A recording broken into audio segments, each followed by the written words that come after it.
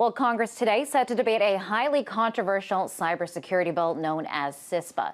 Critics say the Cyber Intelligence Sharing and Protection Act allows companies to give private customer information to the government. And this includes the National Security Agency, the FBI, and the Department of Homeland Security.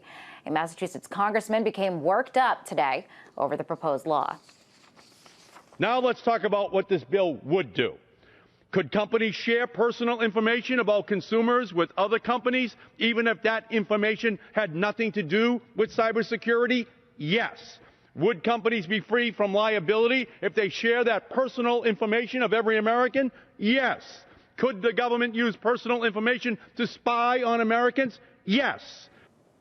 And while supporters say the legislation is needed to stop economic espionage, the online community is outraged over what the bill could do to citizens' online freedoms. Even the Obama administration is now speaking out against it. Here's part of the official statement. States, quote, without clear legal protections and independent oversight, information sharing legislation will undermine the public's trust in the government as well as in the internet by undermining fundamental privacy, confidentiality, civil liberties, and consumer protections. For the reasons stated herein, if H.R. 3523 were presented to the president, his senior advisors would recommend that he veto the bill. Now, this bill is set up for a vote tomorrow. So where is it headed, and what exactly does it mean for your online privacy? To discuss all this, I'm joined now by Trevor Tim, activist for the Electronic Frontier Foundation. Hi, Trevor. Could you talk about what this bill means for citizens' online privacy?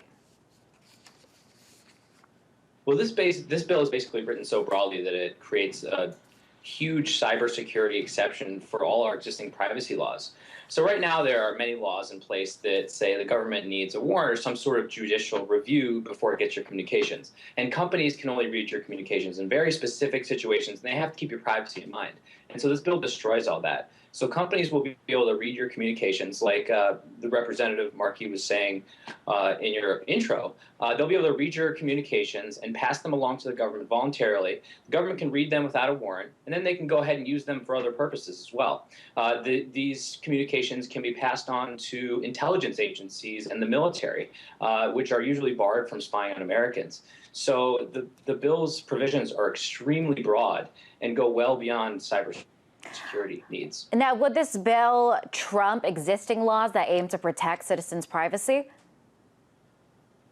Exactly. So there are many laws like the Wiretap Act, the Electronic Communications Privacy Act, that say specifically that the government needs judicial review to get communications of citizens. And what this bill does is there's a phrase in there that says notwithstanding any other law, which means it overrides all existing laws that are already on the books just with one little phrase. The Congressional Research Service, it's a nonpartisan research arm of Congress, even warned Congress in a report against ever using this phrase in a bill because it could have such extreme consequences.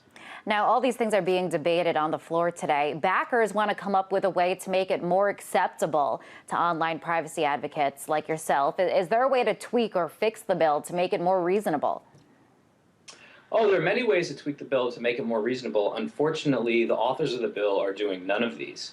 Mike Rogers, who is a Republican from Michigan, is the author of this bill, and he submitted a handful of amendments that would do just that. Unfortunately, he's being misleading at best, lying at worst, because none of his amendments address any of these problems that we've mentioned here tonight.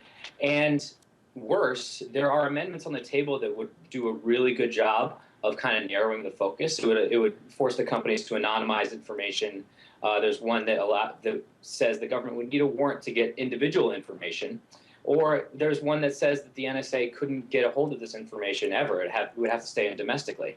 But Mike Rogers isn't allowing any of these substantial amendments to come up for a vote. So on the one hand, he's saying that he's concerned about privacy, but on the other, he's not allowing substantial amendments to come to the House floor. Now, Trevor, there are major companies that are supporting this bill, corporations like Google and Facebook.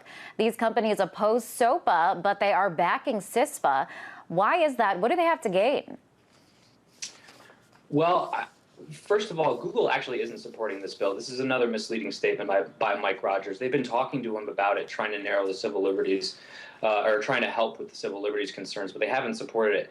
Facebook did support the bill, but again, they've also expressed civil liberties concerns. And the parts of the bill that we are worried about, Facebook actually came out and said that they don't want them, they don't need them, and they won't use them if the bill comes to fruition. And they said that they weren't even the reason they signed up for the bill in the first place. They just want information to come from the government. They don't want to give information to the government. So it really goes to show that these provisions actually aren't needed at all. Facebook would like this bill just as much if these provisions were just removed completely. So while companies may support it in general because they're worried about cyber threats, which is a legitimate concern, they're not on board with these privacy invasive provisions that would essentially allow the government unfettered access to a lot of our communications. So, Trevor, this bill, it is up for a vote tomorrow. What are the chances of it passing? And if it does pass, what can we expect the Obama administration to do with it? Well, Mike Rogers has been stating for a week that he's very confident it will pass. But in the last few days, we've seen an extraordinary amount of increase in opposition to this bill, not just civil liberties groups, a whole host of actors, from internet security experts to even free market groups, conservative free market groups. You know, the Obama administration is on the same side as Ron Paul is in this issue. And so hopefully when the vote comes up tomorrow, they will vote it down if these concerns aren't substantially addressed. But even if it is, hopefully it won't become law either, because Obama did come out and issue a veto threat to his credit and said that this bill wasn't a cybersecurity bill, it was actually an intelligence bill. And he's essentially agreeing with us on that statement, that this information would be going to places it never should. And so hopefully, no matter what happens on Friday, that this will never become law. Now, even if CISPA doesn't pass, I guess the question now is what's coming next? We saw SOPA, we saw PIPA. They were both shot down after this firestorm of opposition to these bills. Now we see CISPA. Some people say it's worse than both of those bills. Is this the beginning of more bills like this that we can look forward to that could curtail our freedoms online? Well, I think Congress has definitely had its eye on regulating the internet more for the last few years, and we will see more bills come to the forefront that try to do that in different ways. This is different than SOPA, because SOPA was about copyright and censorship. This is more about privacy and surveillance. Still very serious issues, even more serious perhaps.